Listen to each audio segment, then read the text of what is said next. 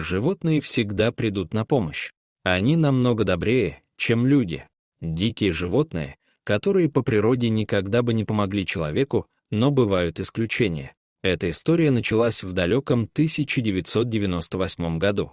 На свет появилась девочка по имени Ксюша. Спустя 6 лет она пошла в школу. Живя в деревне, она поняла, что тут одни алкаши. У нее был друг Петя.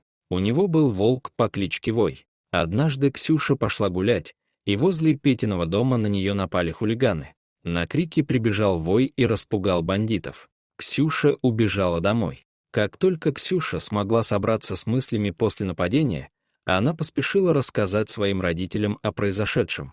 Они сразу вызвали полицию, но хулиганы успели скрыться до приезда правоохранительных органов. Ксюша была в шоке от случившегося, но ее сердце наполнилось благодарностью к Вою, который пришел на помощь.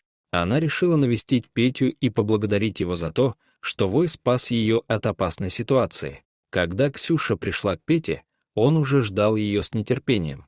Они обнялись, и Ксюша сказала: «Спасибо, Петя, ты и Вой спасли мне жизнь». Петя скромно улыбнулся в ответ и сказал, что Вой всегда готов помочь ей и защитить от любой опасности. С тех пор Ксюша и Петя стали неотделимыми друзьями.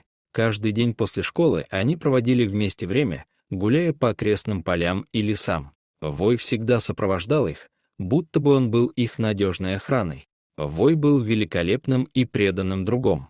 Он помогал Ксюше и Пете не только в трудных ситуациях, но и в повседневной жизни. Когда Ксюша грустила или была не в настроении, Вой приходил и ласково нюхал ее руку, словно обнимая и успокаивая. Он никогда не требовал ничего взамен, лишь своим присутствием и добрым сердцем он дарил им чувство безопасности и любви. Со временем Ксюша и Петя подросли. Они переехали в большой город, чтобы получить лучшее образование и начать новую главу своей жизни.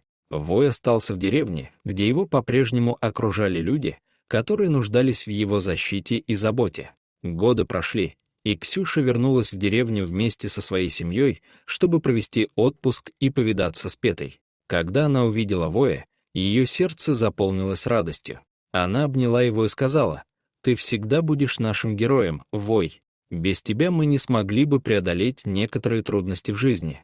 Вой в ответ лизнул Ксюшу, будто бы подтверждая ее слова. Он все так же был верным и преданным другом, готовым всегда прийти на помощь. Животные всегда имеют особое место в сердцах людей. Они не только приносят радость и умиротворение, но и способны помочь в самых трудных ситуациях. История Ксюши и Воя — это пример того, как доброта и преданность животных могут изменить жизни людей. Пусть каждый из нас найдет в своей жизни такого верного друга, который всегда будет рядом, готовый поделиться своей любовью и защитить от бед и опасностей. Дорогие друзья, если вам понравилось видео, поставьте лайк, а также подписывайтесь на канал, где найдете еще много интересного.